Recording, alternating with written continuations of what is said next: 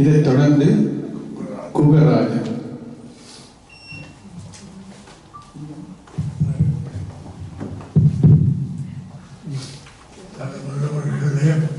கேட்குற மாதிரி தெரியலையே. சபைகளே, டாக்டர் கேரி சொன்னார், சிவராதி இங்கே வந்த பொழுது அவனை பாட முடியல. எத்தனையோ கச்சேரிகளை செய்தவர்கள் வெரி அண்டர்ஸ்டாண்ட். நம்ம நிலையும் அதுதான். பாட போறதில்லை, நீங்க பயப்பட போறது.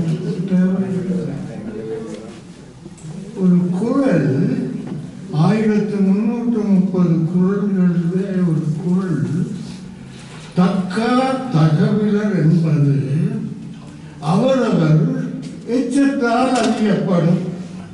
இது எச்சத்தால் அறியப்படும் என்றால் இப்போ டாக்டருக்கு போன அந்த டெஸ்ட் பண்ணி அது அந்த கருத்துக்கள் இல்லை. 17 என்ன சொல்லுகிறாருன்னா, அவரவர் பிள்ளைகளை கொண்டு அவரை காணிக்கலாம். அது தக்காதான் தகவல். டாக்டர் கேரி சொன்ன பார்க்கிற பொழுது பொன்மயமானதுக்கு மேலே எத்தனையோ பெரிய இமாலய மலை மாதிரி எனக்கு தோணும். டாக்டர் கேரி சொன்ன பொன்மயமானன் நடந்து விட்டார். பின்னேரம் நினைக்கிறேன் தெரியும். அடுத்த நாள் நான் அவரோடு கதைக்கிறேன் போனில்லை. அவர் சொல்லுகிறார், இது ஹார்ட் அட்டாக்கா இருக்குமா அல்லது ஒரு பிளட் கிளாட்டா இருக்குமா எனக்கு தெரியும் சொல்லுவது டாக்டர் கேரி சொன்ன. அப்படி அடுத்த நாளே என்னோடு கதைக்கிறார். பிறகு சொன்னால் போச்சு. மே 18ஆம் தேதி என்னுடைய துணைவியாருடைய சகோதரி மெல்பர்னில் கொண்டு விட்டார். காலை 2:30 மணி அப்படி. நான் 11 மணிக்கு மெல்பர்னில் நிற்கிறேன். 9 நாட்கள் நின்றேன். டாக்டர் கேரீஸ்வரன் ஃபோன் பண்ணுகிறார், நான் மரணிக்கிறேன், நீங்கள் ஒரு ஆர்டிக்கல் அப்பாவை பற்றி எவ்வளவு பெரிய ஆனர். என்ன காரணம்? உங்கள் எல்லாருக்கும் இல்லாத ஒரு சிறப்பு எனக்கு உண்டு. அவனோட கூட படித்தார், ஒரே வகுப்பிலே படித்தார், ரோயல் கல்லூரியில். நன்கு தெரியும். ஒன்று சொல்லுகிறேன், நான் அந்த நகரிலே சில விஷயங்கள் சொல்லி இருக்கிறேன், அதை திருப்பி சொல்ல தருவேன். மகா கட்டிக்காரன். அந்த வகுப்பு முழுக்கவே கட்டிக்கார பிள்ளையர். இவங்க ஒரு எக்ஸாம் வைப்பாங்க, 300-400 பேர் எழுதுவாங்க. இலங்கை முழுக்க அது 20 பேர் எடுப்பாங்க. அந்த 20 அப்படி 80 போகும். அப்படிதான் நானும் போய் சேர்ந்தேன். இவன் அங்கேயே படித்தவன். உண்மையை சொல்லுகிறேன், அந்த கிளாஸிலேயே மகா கட்டித்தனமான பிள்ளை. அது வைஸ் பிரின்சிபல் படிப்பிப்பால் இவனுடைய சரியான விருப்பம். ஆனால் என்ன காரணமோ அவனுக்கு ஒரு சுவாமியம் இருந்தது என்று நினைக்கிறேன். அவன் யாழ்ப்பாணத்துக்கு யூனியன் கல்லூரிக்கு போனான். நான் யூனியன் கல்லூரியில இருந்து ரோயல் கல்லூரிக்கு வரேன். நான் எத்தனையோ படித்த எத்தனையோ பேர் பேராசிரியர்களாக பல நாடுகளில் பல இடங்களில் பணியாற்றி அவர்கள் ஒவ்வொருவராக இலக்கு அவன் எனக்கு சொல்லுவார், இவன் போட்டான், இவன் போட்டான், இவன் போட்டான். இவன் பேராசிரியராக ஒரு இடத்துல இருந்திருக்க வேண்டியவன் சந்தர்ப்பம் காரணமாக யாழ்ப்பாணம் போய் சுயமாக இருந்திருக்க வேண்டும். ஏதோ ஒரு தொழிலை செய்தார். அந்த தொழிலையே தன் மகனை ஒரு உச்சத்துக்கு கொண்டு போனான். அவன் தந்த பெரும் கொடை உலகத்துக்கு டாக்டர் கேரீஸ்வரன்.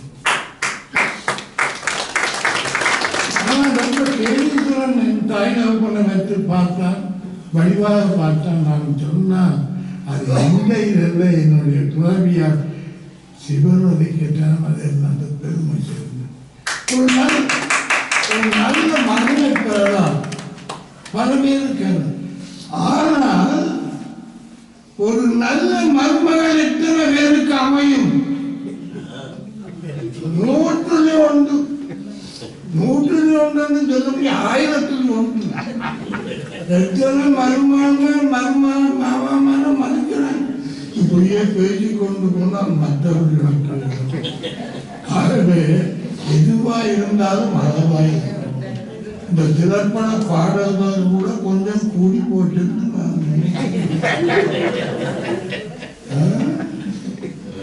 உண்மையான சுத்த கர்நாடக சங்கீதம் கூட அவனுக்கு தெரியும்.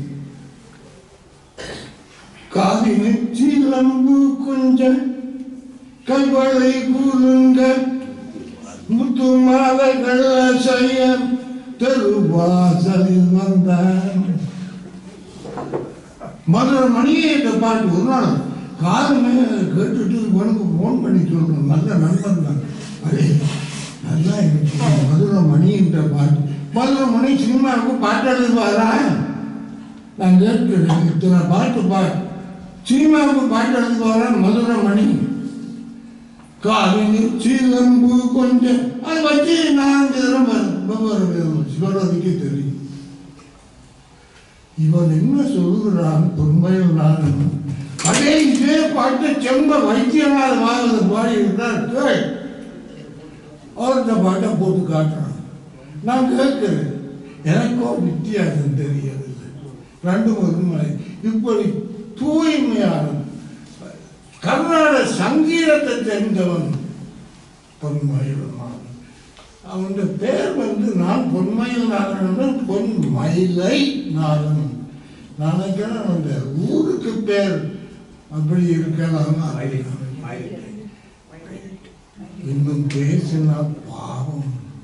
இந்த கூட்டத்திலே ஆகக்கூட இந்த சபையிலே ஆகக்கூடின பேச்சுகளை பேசுறேன் தான் நான் தான்.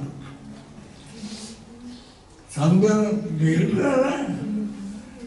ஏன் சுந்தரலிங்கம் அப்படி எத்தனையோ கருவமாக பேசிக்கொண்டிருக்கிறது. பாவம். அவருடைய இந்த பிள்ளைகள் இதை பாடினார்களே சங்கீதம் வளரும். இது டாக்டர் கேரிஸ் கூட பிள்ளைகள அருமையாக பாடினது. நிச்சயமாக அப்படியெல்லாம் நம்ம பாடல. நான் சும்மா கிரிக்கெட் அடிக்கிறது வேற, அடிக்கவோன்னு கட்டுறது வேற. அந்த டைம் நல்ல ஈஸியே சும்மா கேட்கிறதே தவிர பெரிய இசைஞானம் ஒய்ஃபுக்கு கலந்து கேதிசுடைய முதல் பெர்ஃபார்மன்ஸ் சிக்னேச்சர் என்னுடைய ஒய்ஃபின் ஃபங்க்ஷனில் தான் அவர் கேட்டு எனக்கு ஒரு 15 நிமிஷம் தரணும் என்று சொல்லி ரசிகர்கள் கேட்டபடியால் 30 நிமிஷம் பாடுவார். அது வந்தா இருக்கிறார் நண்பர்கிட்ட ஒன்று சொல்லி போட்டு அந்த சங்கத்திலே ஒரு நாள் அவர் கச்சேரி பண்ணினார். அவர் கச்சேரி பண்ணி முடித்தவுடன் ஒரு பாட்டு பொன்மயில்நாதன் பாடினார். நன்றியுரை சொன்ன அம்மா இங்கே இருக்கிறாரோ தெரியாது. அது சொன்னார், அவரே ஒரு கச்சேரி பண்ண வைத்திருக்கிறார். அவ்வளவு இசைஞானம் இல்லை. இனி பேசுவது பாவம். அவருடைய குடும்பம் பிள்ளைகள் பேரப்பிள்ளைகள் மைதிலி இருக்கிறவன் மைதிலி அவன் கேட்டார், நீங்க வர வேண்டும் பேச வேண்டும். பேசிவிட்டு நன்றி வணக்கம்.